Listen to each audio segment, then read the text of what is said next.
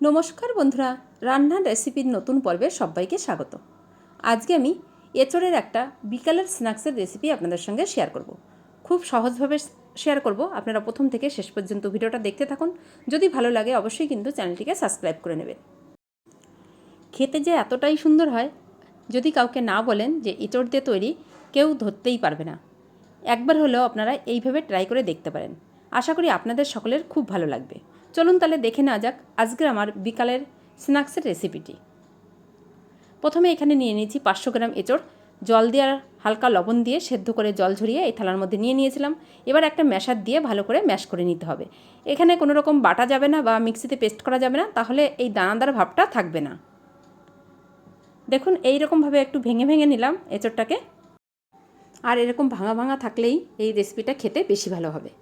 একটা কড়াইয়ের মধ্যে আমি বেশ কিছুটা তেল দিয়ে দিলাম, তার মধ্যে অল্প পরিমাণে জিরে দিয়ে দিলাম। জিরেটা ভালোভাবে ভাজা হয়ে গেলে এর মধ্যে দিয়ে দিলাম গ্রেট করা আদা আর কুচানো কাঁচা লঙ্কা। আদা কাঁচা লঙ্কাটাকে কিছুক্ষণ ভেজে নিয়ে এর মধ্যে আমি দিয়ে দেবো ছোটো করে কুচিয়ে নেওয়া পেঁয়াজ। এখানে বড় সাইজের 2টো পেঁয়াজ নিয়েছি, একদম ছোটো করে কুচিয়ে। সমস্ত কিছু আবার ভালো করে ভেজে নেব পেঁয়াজের সঙ্গে। পেঁয়াজটা কিন্তু পুরোপুরি ভাজা হয়নি, কিছুক্ষণ ভেজে নিয়ে এর মধ্যে বড় বাটির 1 বাটি মতন টমেটো কুচি দিয়ে দিলাম। টমেটো কুচিটাকে দিয়েও পেঁয়াজের সঙ্গে বেশ কিছুক্ষণ নাড়াচাড়া করে নেব। টমেটো কুচিটাকে দেওয়ার পরেও 2 মিনিট মতন নাড়াচাড়া করে নিয়ে সমস্ত কিছুর সঙ্গে তারপর এর মধ্যে এঁচড়গুলোকে দিয়ে দিচ্ছি। যে এঁচড়টাকে ভেজিটেবল ম্যাশার দিয়ে একটু ম্যাশ করে নিয়েছিলাম সেই এঁচড়টা। এবার সমস্ত কিছু ভালো করে নাড়াচাড়া করে নিতে হবে।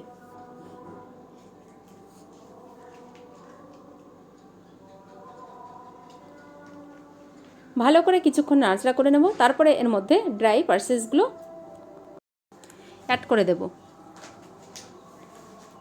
এঁচড়টাকে দিয়েও 4 থেকে 5 মিনিট মিডিয়াম ফ্লেমে সমস্ত কিছুর সঙ্গে নাড়াচাড়া করে নিলাম।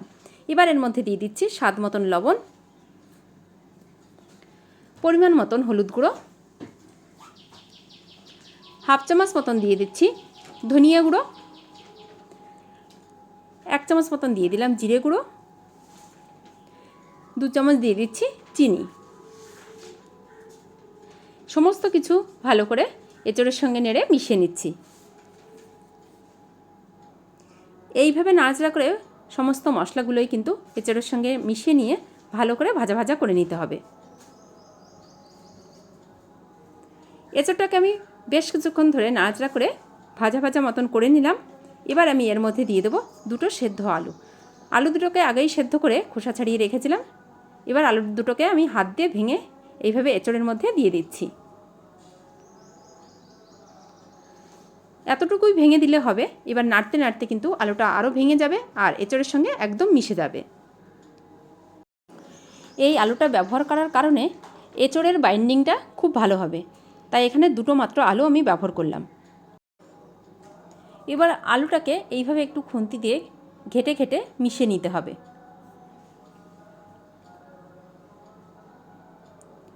আলুটা কিন্তু ভালোভাবে এঁচড়ের সঙ্গে মিশে গেছে। এবার আমি এর মধ্যে একটা জিনিস ব্যবহার করব, সেটা হচ্ছে 1 চামচ মতন ময়দা। এখানে আপনারা চাইলে 1 চামচ আটাও ব্যবহার করতে পারেন, আটা না থাকলে আপনারা বেসনও ব্যবহার করতে পারেন। আপনাদের হাতের কাছে যেটা থাকবে আটা, বেসন, ময়দা, সেটা 1 চামচ মতন এর মধ্যে দিয়ে দেবেন।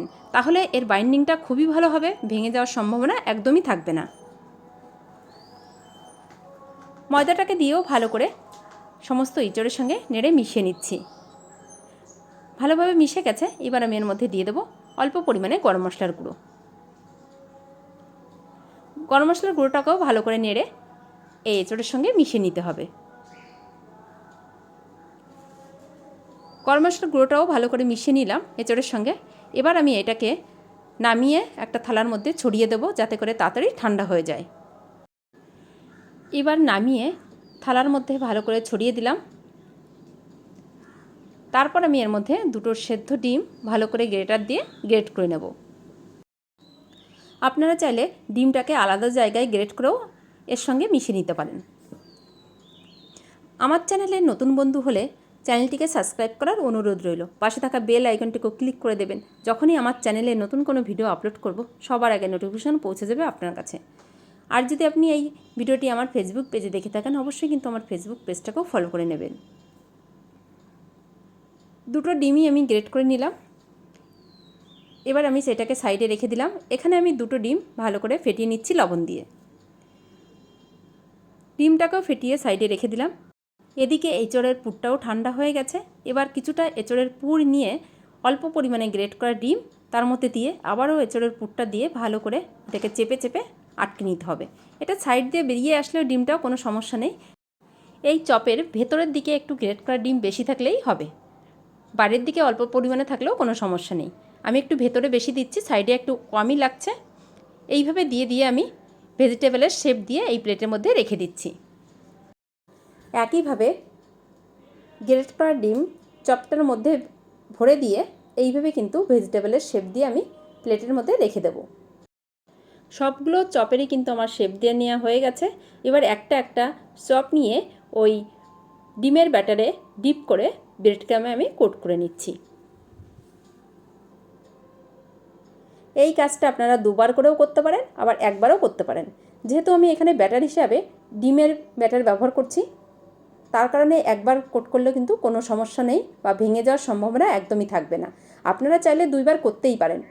আমি একবার করেই কিন্তু এই প্লেটের মধ্যে রেখে দিচ্ছি। আবার একটা ভেজিটেবল নিলাম, ডিমের ব্যাটারে ডিপ করে তারপরে ব্রেড ক্রামে কোট করে নিচ্ছি। আমি সিঙ্গেল কোট করছি, আপনারা চাইলে অবশ্যই ডবল কোট করতে পারেন।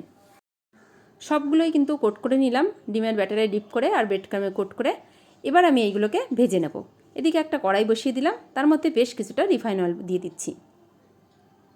তেলটাকে গরম করে নিয়ে একটা একটা করে চপ এই তেলের মধ্যে ছেড়ে দিচ্ছি।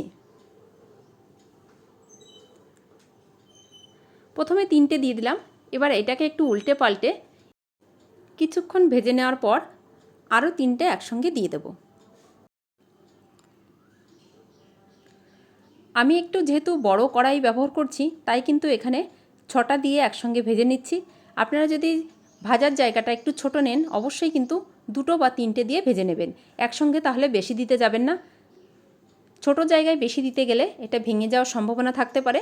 আর যদি বড় জায়গা নেন, অবশ্যই আমার মতন 6টা 7টা দিয়েও ভেজে নিতে পারেন। এবারে এইগুলোকে গোল্ডেন ব্রাউন করে ভেজে তুলে নেব। অবশ্যই কিন্তু হাই ফ্লেমে ভেজে নিতে হবে। ভেতরের সমস্ত কিছুই কিন্তু ভালোভাবে রান্না করা, তাই উপরটাকে ভালো করে ভেজে নিয়েই হাই ফ্লেমে নামিয়ে নিতে পারেন। এই ব্যাস আমার ভেজে নেওয়া হয়ে গেছে। এই ব্যাস আমি তুলে নিচ্ছি। বাকি ব্যাসটাকেও এইভাবে ভেজে নিতে হবে।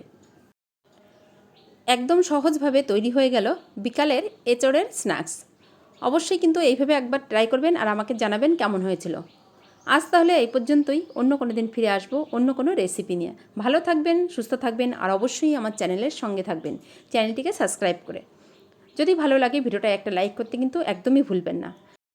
আর এই ভেজিটেবল চপগুলো কাসুন্দি বা সসের সঙ্গে কিন্তু অবশ্যই আপনারা সার্ভ করতে পারেন। ভিডিওটা প্রথম থেকে শেষ পর্যন্ত দেখার জন্য আপনাদের সকলকে অনেক অনেক ধন্যবাদ।